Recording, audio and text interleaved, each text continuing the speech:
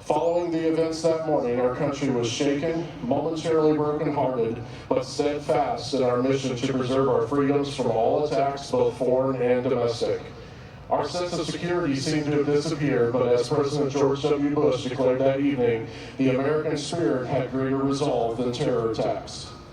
In his speech to the country, President Bush remarked, "A great people has been moved to defend a great nation. Terrorist attacks can shake the foundations of our biggest buildings, but they cannot touch the foundation of America. These acts shatter steel, but they cannot dent the steel of American resolve. America was targeted for attack because we're the brightest beacon for freedom and opportunity in the world, and no one will keep that light from shining." In all, nearly 3,000 people lost their lives that day. Among that number were many brave men and women that ran into buildings that most were running out of. Those included 343 New York City firefighters, 23 New York City police officers, and 37 officers of the Port Authority. In the true American spirit, a spirit defined by love, compassion, and sacrifice, these individuals paid the ultimate price, like many that had gone before them in battles at home and abroad.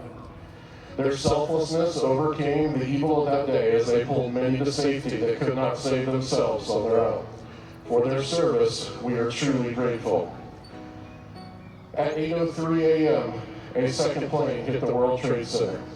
As that moment approaches, let us stand and observe a moment of silence in honor of the men and women that sacrificed all on that day.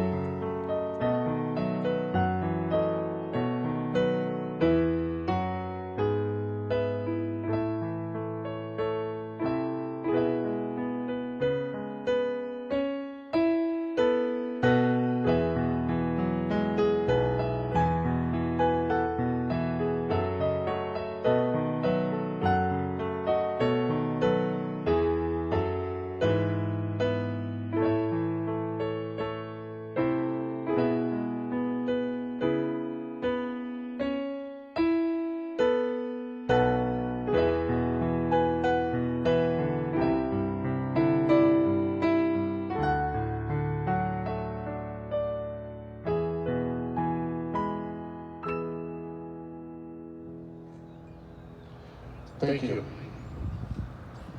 On the track before you this morning are representatives of our freedom, safety, and security.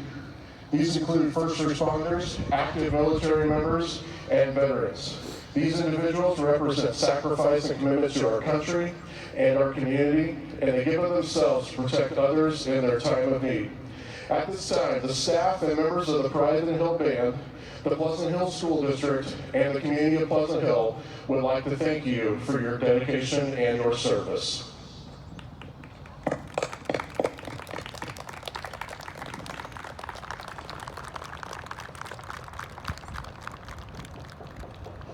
This morning you will also see an empty seat with a retired flag flown in an overseas mission by the 35th Combat Aviation Brigade of the National Guard. This flag was presented to the Pride of the Hill in 2018 by the late Major Joshua Colden of the National Guard. To the family of Major Colden who has joined us today, we will never forget his service to our country following the events of 9/11, his commitment to our country, our community, and our band program. For the past 9 years, the Pride of the Hill has honored the memory of those lost on 9/11 and taken a moment to reflect on those that have sacrificed everything and those that continue to protect us here and abroad. This morning, we honor our country with the playing of our national anthem.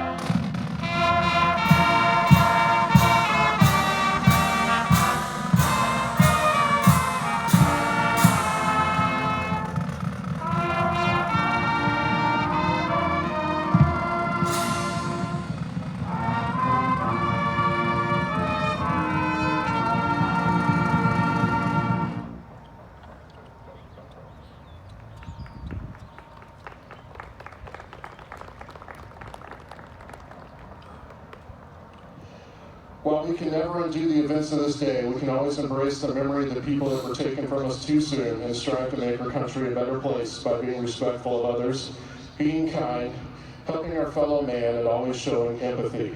We can also support those who fight for our freedom and strive to keep us safe.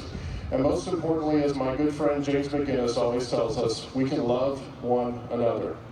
As we close this morning, we would ask that you allow the Pride of the Hill members to greet our guests on the track.